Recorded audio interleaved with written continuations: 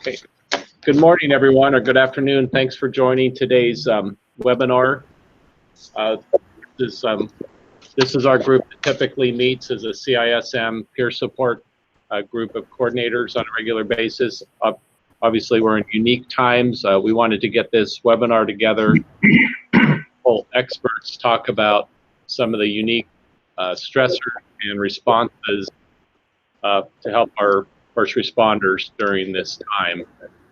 So basically, the agenda is we're gonna have a couple speakers, and then we're gonna want to hear from all of you, hear your ideas. If you have best practices you want to share on what's working, or if you have any questions. So I think everyone within Maryland knows our true speakers. I'm not going to read a lot on their bio, but I'm going to do a quick introduction. Our first speaker is going to be George Everly, who's been involved in the CISM world since the very beginning. Jeff Mitchell, he helped start the International Critical Incident Stress Foundation.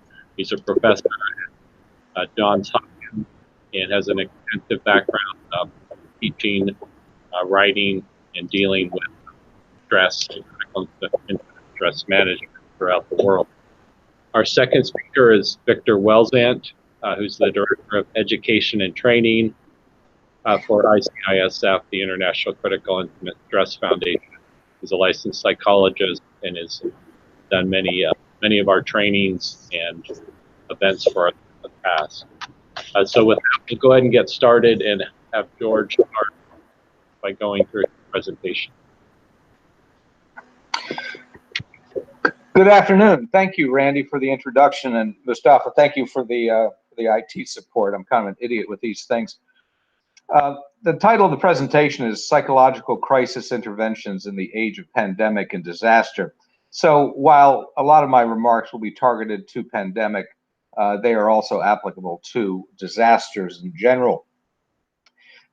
These are unique times, but this isn't the first time I've dealt with a pandemic. My first pandemic was SARS when I was assisting the Hong Kong Hospital Authority. After that, went to Singapore with the H1N1. So this is actually my third pandemic, and if you throw Ebola in there, it's my fourth epidemic. Those are very unique experiences, one would say. Different parts of the world, different cultures, and that is true. But what is fascinating is the psychological response across geographical settings, cultural settings, seems to be pretty much the same. It is certainly modified by cultural variables, but the good news is there is a rather predictable pattern. This next slide I've created borrowing from the work of Zunin and Myers, where they took a look at the phases of disaster from a psychological standpoint, and they are rather predictable.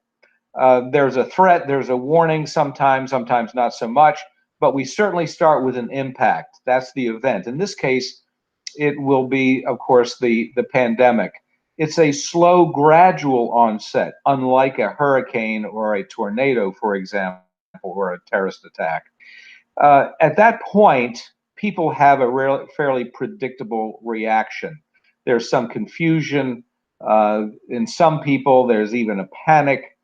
But basically what we do is we see people, their number one priority is salvation. They are looking for survival, physical survival, even property survival to some degrees.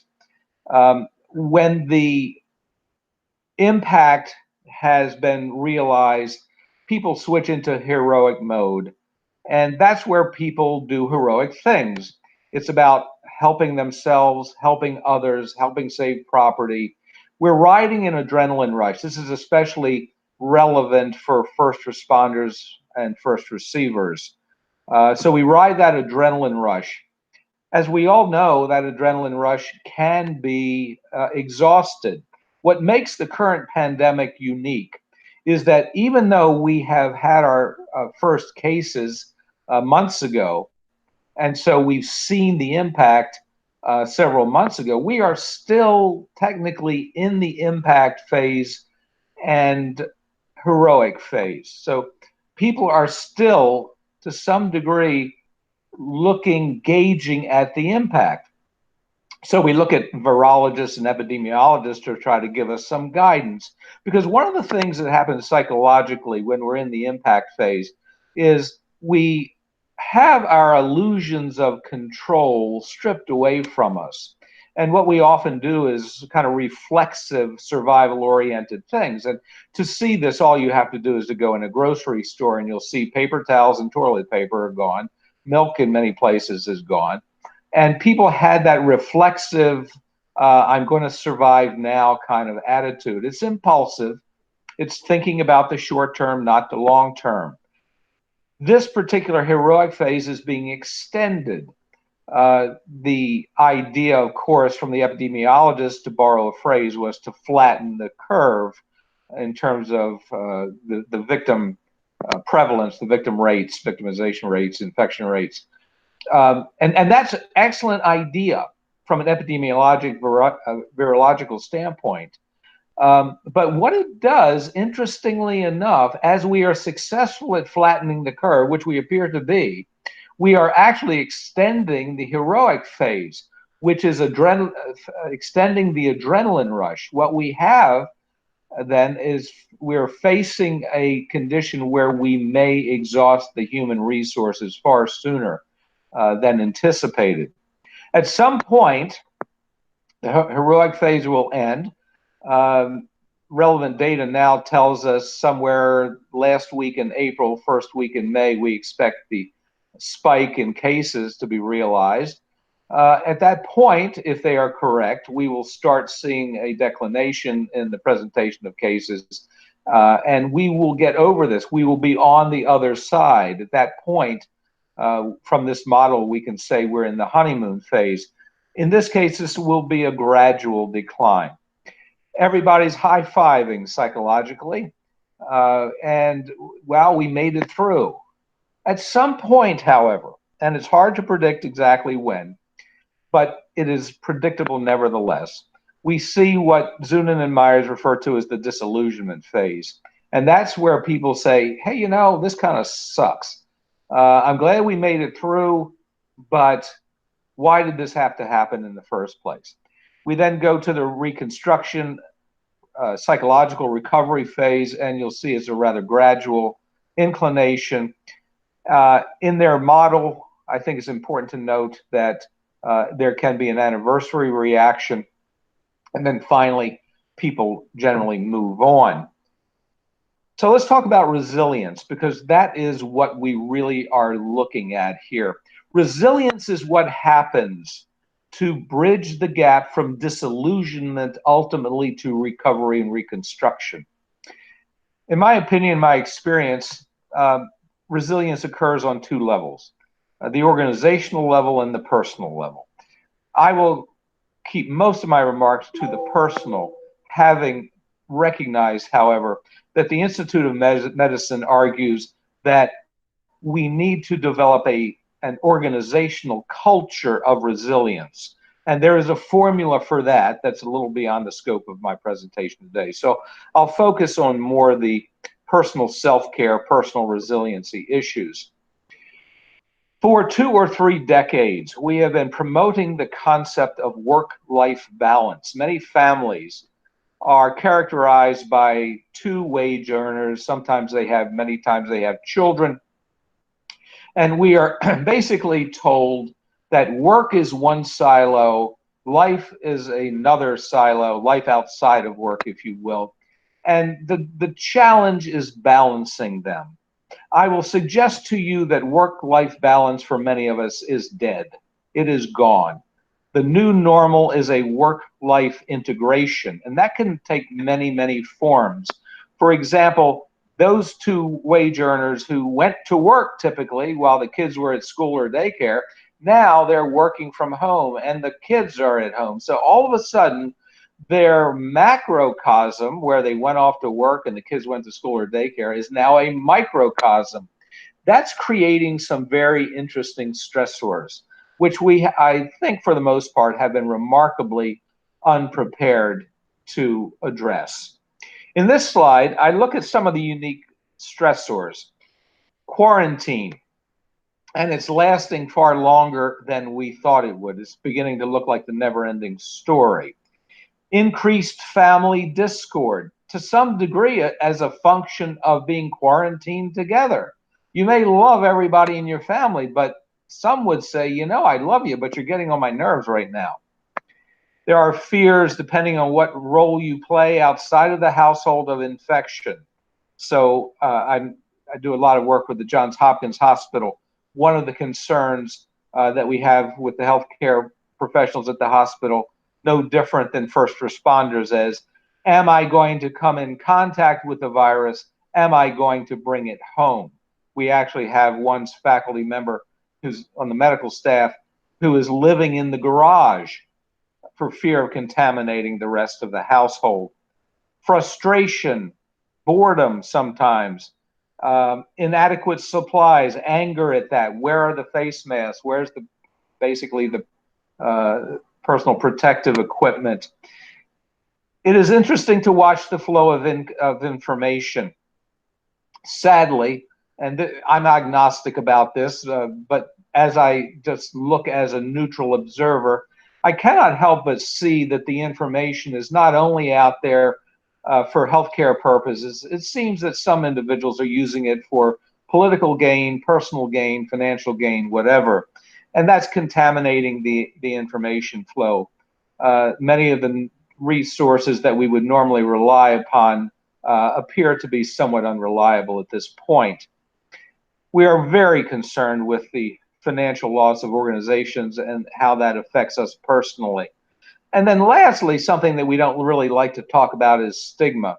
But we have already seen in our purview healthcare providers, first responders, who go back to the community and are not always welcomed with open arms, even metaphorically speaking, because there is this concern that people don't really like to talk about.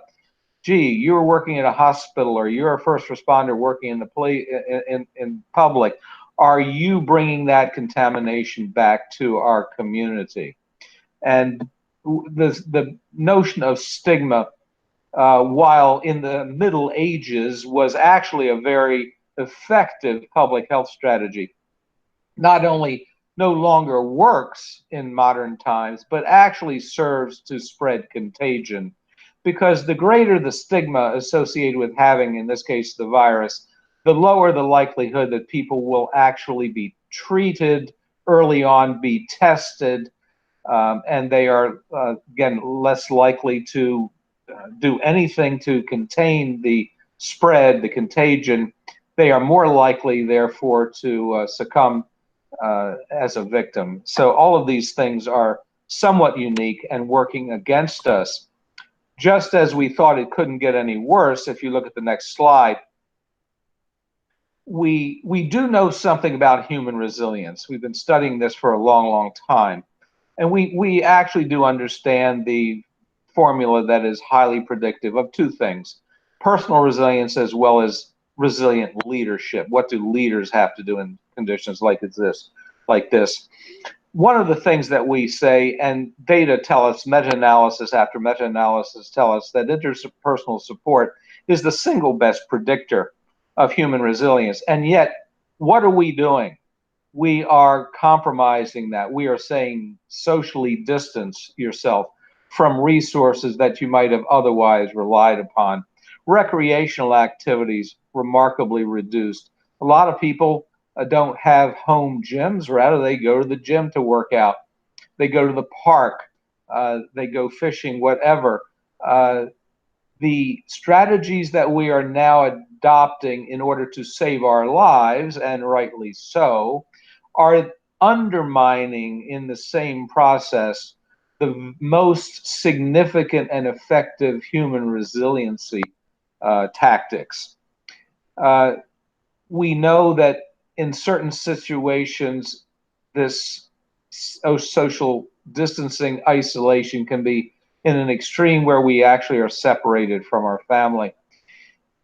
we are encountering some guilt reactions for separation from the family, guilt, potential anticipatory guilt of what happens if I bring this home to the community, to the family. And again, the feelings of isolation can easily morph into a mild depression. We are not there yet, or maybe we are for some, but there are deaths associated with this illness. And obviously there will be grief reactions associated with them. So our goal is to foster resilience. There are two types of resilience, not well understood, not clearly exemplified in the literature, but there are two types. One is the classic reactive resiliency, which is what critical incident stress management is mostly about, the ability to bounce back from adversity. We use peer support teams. Now we are using them telephonically, but the idea is the same. We develop structured protocols that we know are clinically effective. We help people bounce back. There's also another type of resilience, which we think of as proactive resilience. From a viral standpoint, you can think of it as almost immunity, resistance, if you will. From a CISM point of view, we don't spend a lot of time talking about that typically. I hope that will change as we are now developing CISM program oriented around wellness. Wellness practices are an exemplification of the resistance, the proactive immunity. So the last slide, basically, how do we foster human resilience organizationally on a personal level?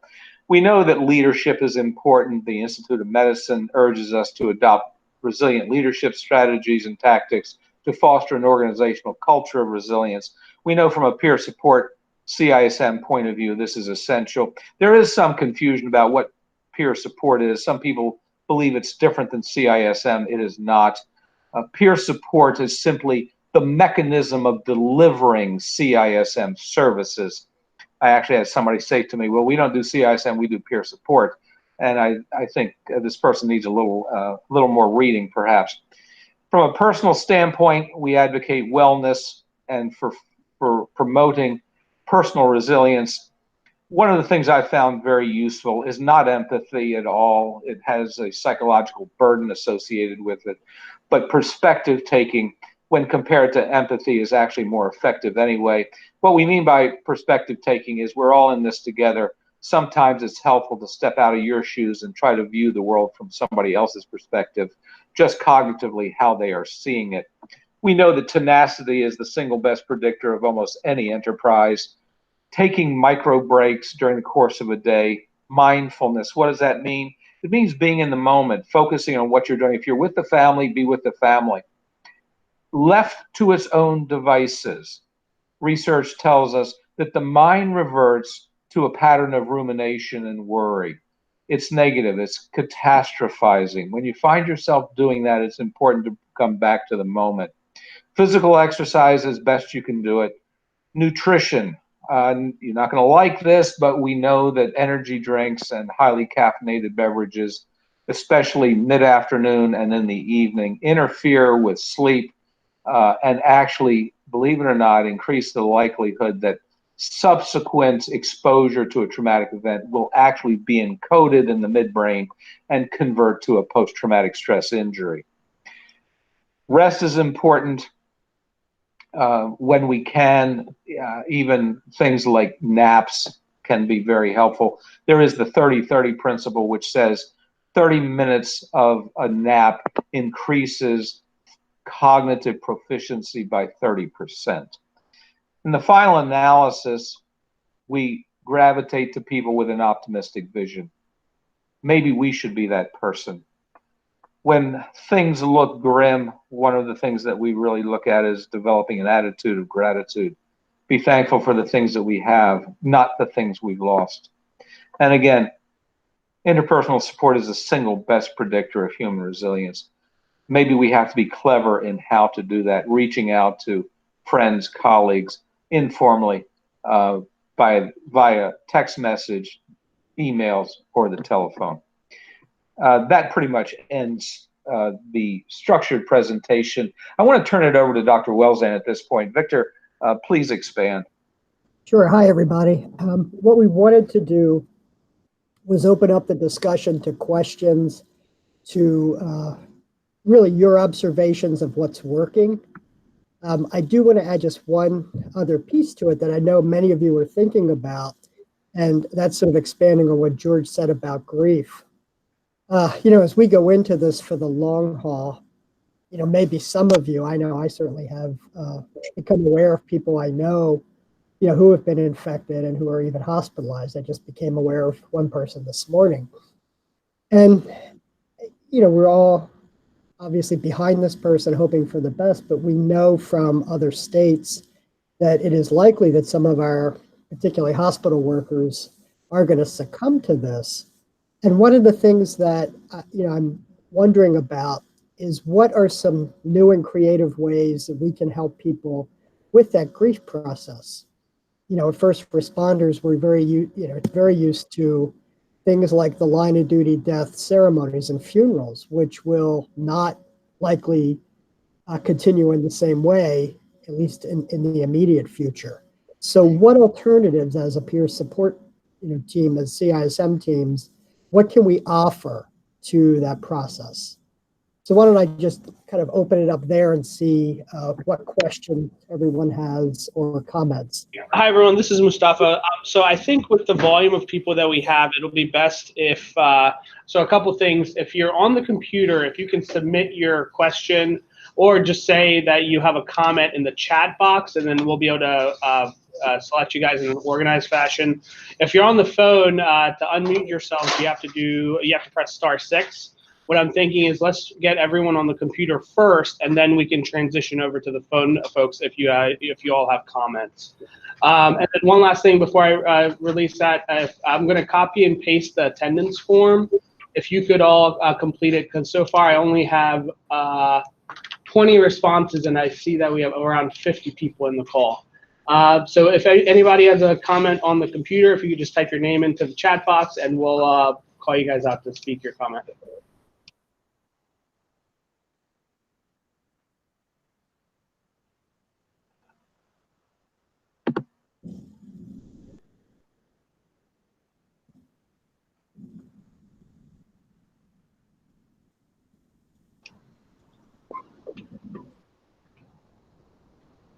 All right, Katie Griffin, you can talk.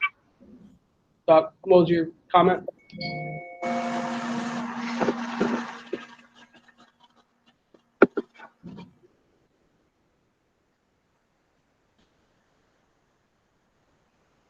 Katie, are you there? So you had a comment.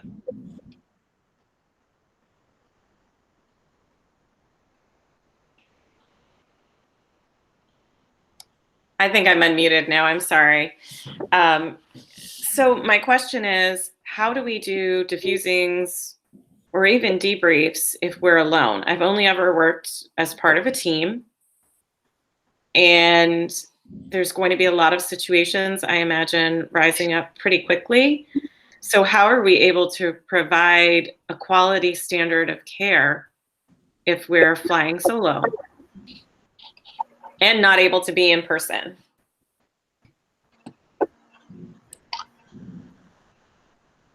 George, do you want to? Yeah, I wasn't quite sure how that works. So, Katie, your question is, how do you do a group intervention while you're by yourself, or are you just saying how do you respond to individuals who are in crisis? I'm wondering about group interventions. So, I'm not sure how that group is going to look. If the group is together and you are able to dial in, again, is there some way? I am far from an expert in technology. Perhaps there are ways of creating a virtual group and still using the same protocols that you would. Okay. The standard of care, where we always advocate 2 or more interventionists in a group, may not always be possible unless we can figure out some way to do it virtually. The protocol stays the same, though. Thank you. Sure. And I think just to add to what George is saying, I think one of the challenges is deciding in this circumstance, what is the appropriate intervention to use? You know, when is a briefing model more appropriate or a one-on-one video chat more appropriate? And I think we're all going to learn something about that.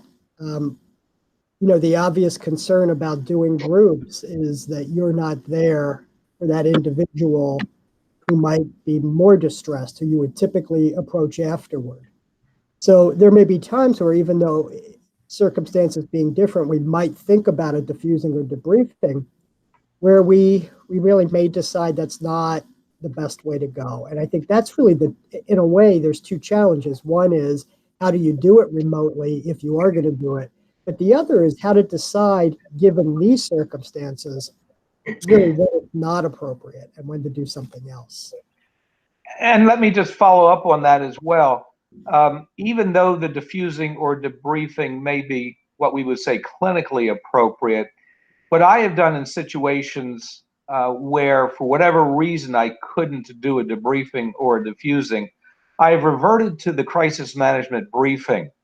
And I've found that to be very useful.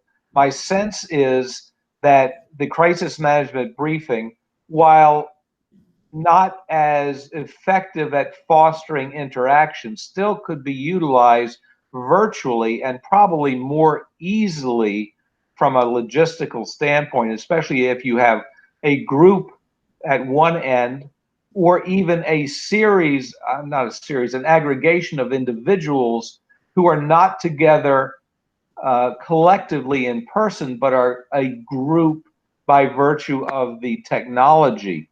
The crisis management briefing can be a very effective tool. No, it does not foster the interaction that diffusings or debriefings do, but I've found that if you follow the principles of basically information and structure are antidotes for feeling out of control, lack of information, and chaos, you can still use the crisis management briefing to do that. You would also have the ability to, again, if you can do this virtually, to take a look at individuals who don't look particularly well or are asking some serious questions that raise concern.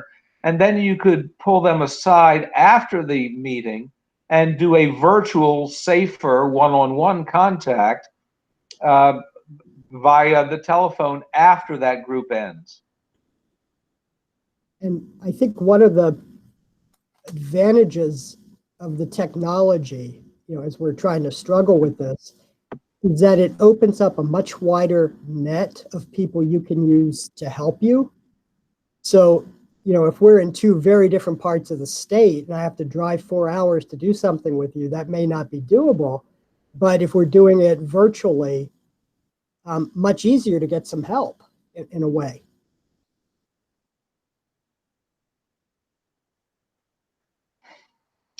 Thank you for those answers. I did want to get to a question that was asked in the chat, and it's from Vanessa. Vanessa says, hi, I already know, I believe that says 3 people that have lost family members. The common factor in these cases is that none could be there with their family member. This has a devastating impact. What can we say to people in these cases? And I'll open it up to either Victor or George, whoever wants to take that first. Victor, why don't you start with that?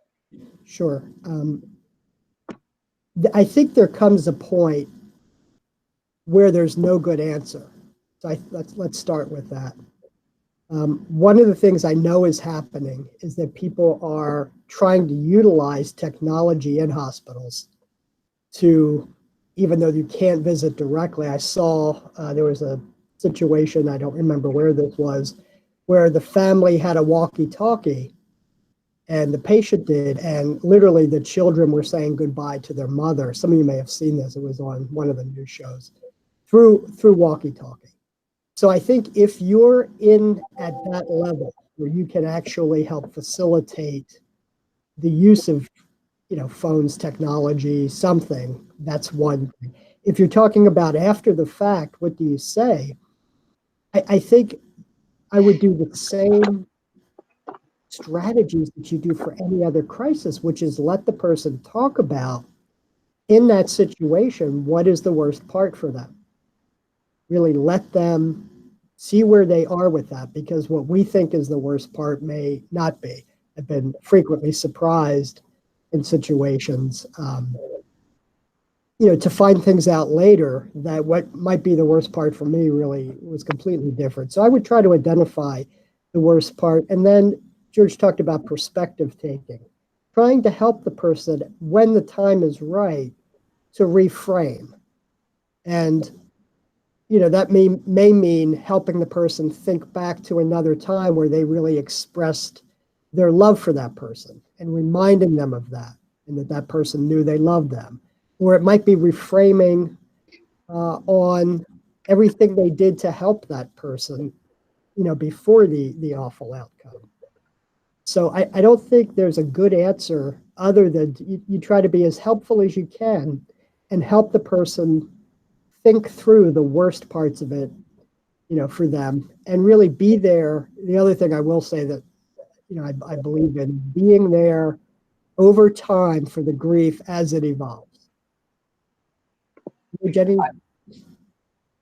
I would agree with that, and just simply add that timing is important. Sometimes we simply have to be with someone, to borrow the phrase ministry of presence. Sometimes people in the grief process simply have to descend into that abyss. And it is comforting to know that someone is there, even if it's just a presence. What we do not want to do in the grief process is try to accelerate that grief process beyond its natural trajectory. My anticipation will be that this pandemic will create situations where, sadly, people do die in isolation. That is, in my opinion, is going to protract the grief trajectory, but underscoring again the importance of being connected to other people. That's, I think, really important, even if it is virtually. Thank you for those answers. We do have a few more comments. Richard, if you can go off of mute, and I saw you had a comment. Okay. A couple of things I wanted to say. This is Rick Ottenstein, and Sue Paul's here with me.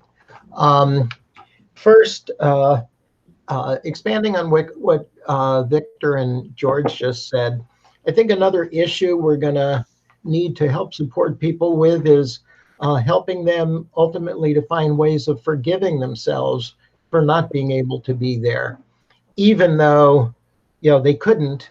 That guilt, I think, is going to be fairly pervasive. But what I really clicked to say I wanted to comment on was Katie's question about the technology.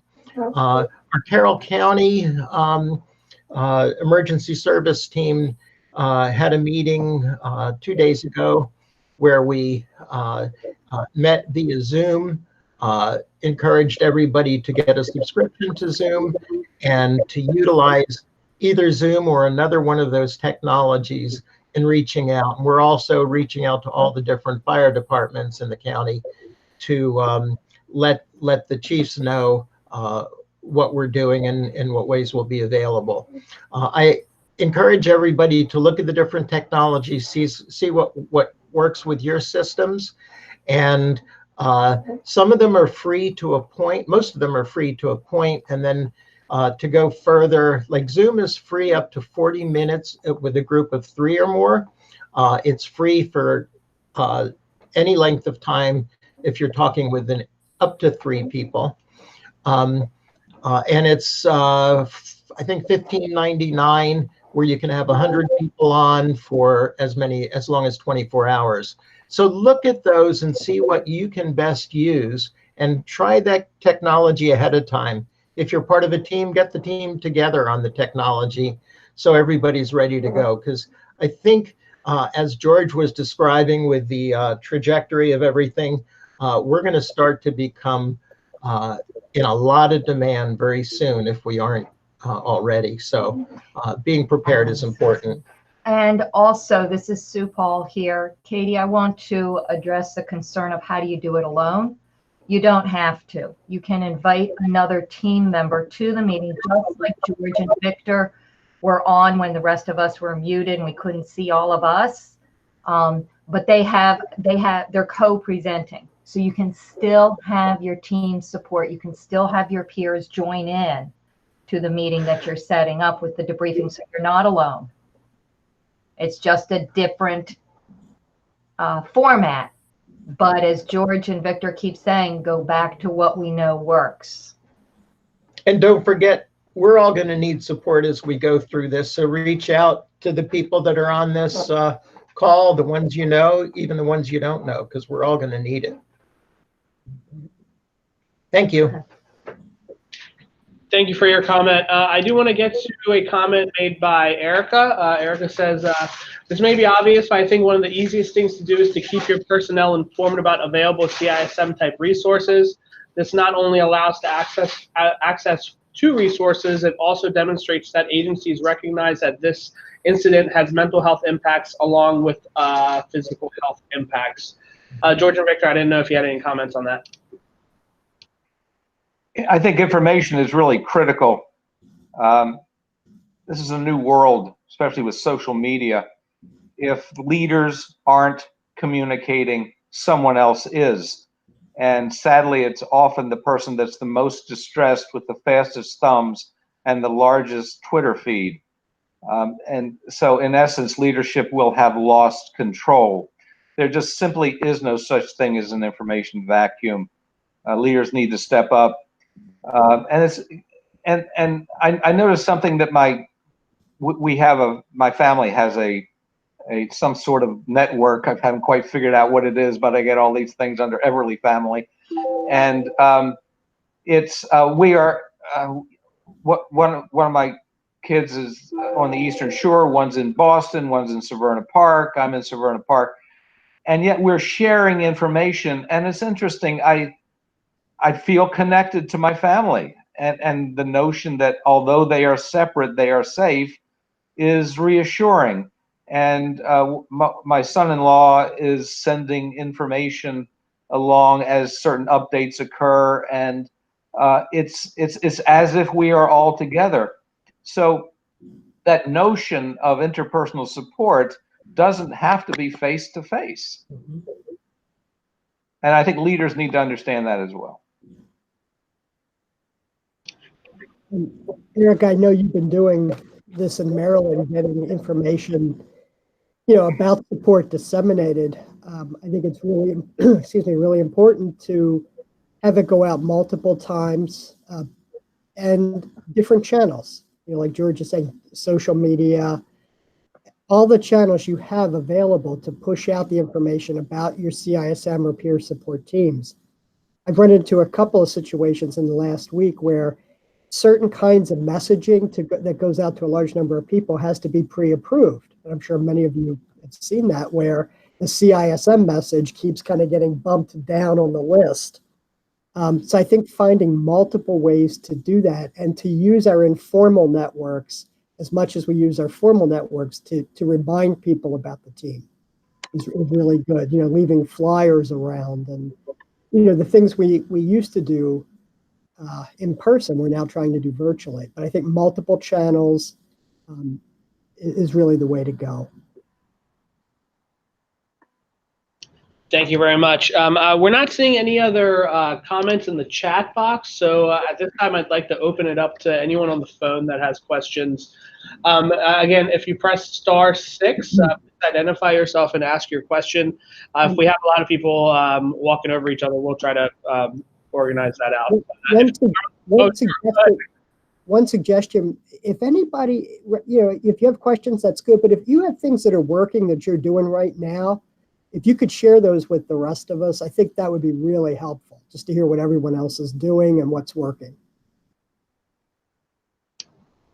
Absolutely. Thank you, Victor. So yeah, if you're on the phone, press *6 and you can make your comment or ask your question.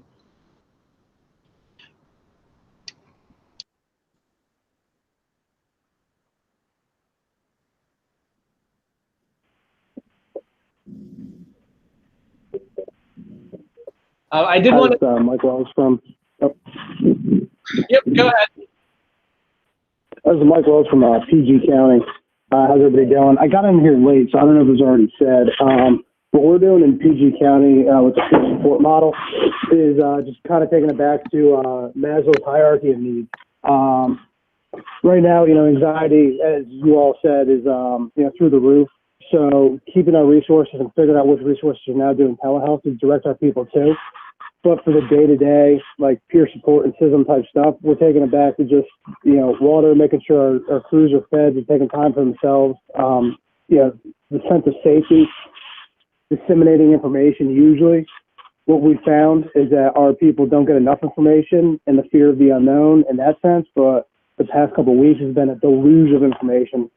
So having a channel that the members trust to go directly to the top to get information to help them right there, then and now, and also having peer support cars filled with a couple N95s and a couple suits and just kind of roaming around, and also with basic snacks and that type of stuff has really seemed to work. So it might just be an approach, take it back to Maslow's hierarchy of needs, and that's what we're going to try to do. I'm going to go back on mute now and listen. Great idea. You have to start with the basics.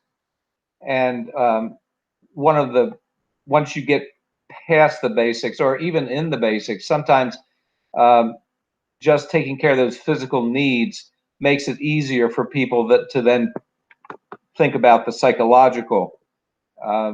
Leaders have to remember, and I think we all have to remember, there's always a psychological consequence to an adverse physical event. And one of the things that we're going to be facing in the future, in a few weeks perhaps, is a surge in people requiring CISM services. Really important to think about how you're going to allocate your resources, spread them out over time. What we don't want to do is burn out our resources before there's even the ultimate spike. But one of the things we've certainly been teaching in CISM for literally decades is it used to be called the debriefing the debriefer model, which was just a simple moniker to mean that we need to take care of ourselves. Doing this type of work can also be very burdensome. Vicarious trauma, just simple exhaustion, burnout can occur. Although when I say simple, not less in severity. And again, we revert to irrational kinds of thinking. We ruminate. We go down that dark abyss of despair. So starting with Maslow's hierarchy, fantastic. Start at the bottom, physical needs. And we really haven't talked so much specifically, although spiritual care, chaplaincy services are an integral part of CISM, but I think they may become even more front and center because of some of the things that Rick Ottenstein mentioned and Victor mentioned. This is going to be tough. There will be, in my opinion, a lot of regret, a lot of guilt, more so than sometimes we see in large-scale disasters. Two quick thoughts to piggyback. And George, talked about the risk to our teams. There are places still where there's been less infection. I bet there are teams that have been less active. And if we're talking about doing things virtually, then mutual aid might take on maybe a larger role than it has in some other incidents. And I don't mean just within Maryland, but certainly within Maryland, there may be teams who will be less active and teams that will be incredibly active. Maybe we could share a little more. And if you have a team that really has some extra availability, to let that be. The other more long term, when we talk about referrals, every intervention we do, we talk about the potential for making referrals. I think telehealth may make it easier in the short run to get good trauma-informed care to your people. because you're not limited geographically the way we usually are. I know we've had these discussions in other meetings about putting lists of clinicians together who work with responders. I think if we're going outside the usual bound, where someone doesn't have to drive 2 hours to see a clinician, if we're doing telehealth, the pool of clinicians who are trained may be larger, but also we still have to be careful about screening. Thank you very much. I did want to bring up one comment made by Erica that I also want to echo, and that is regarding Zoom. Erica says, don't want to be a buzzkill, but from a security perspective, Zoom is under fire for security issues right now. And I also want to echo that. We have recognized that from our end of things. So just keep that in the back of your mind if you do utilize Zoom. That is a concern. Let's see. From Rick, a message for Katie Griffin. Can you please share the protocol for drop-in calls? And then from Vanessa, Vanessa says, hi, me again.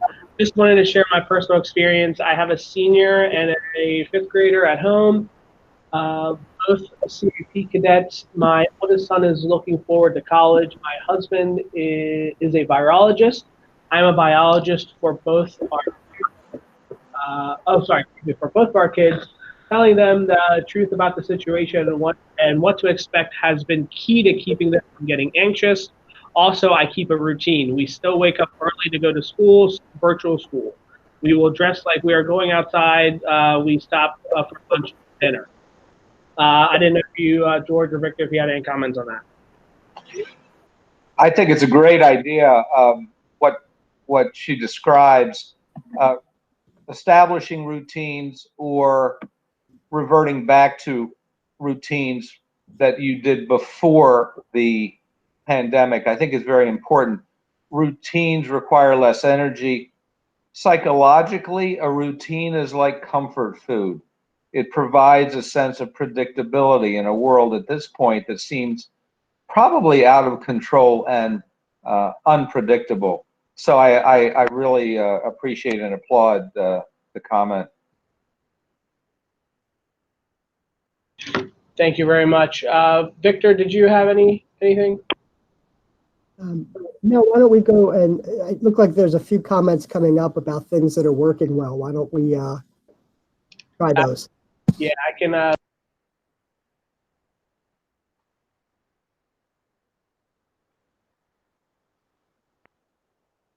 Just a quick comment about Zoom. If you register everyone, it does help with the confidentiality and security.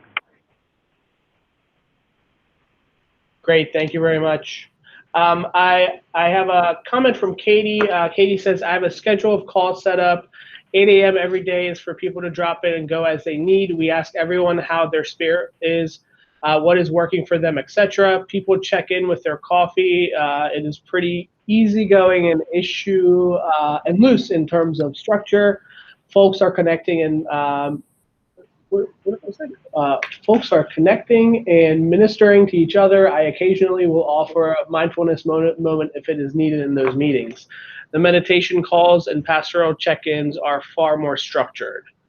I start with opening questions and run it like a group. After everyone checks in, we do a meditation and check out. This has been very well received and popular. How can we support people in the absence of public ritual? Victor or George, did you have any comments on that? Victor, what are your thoughts?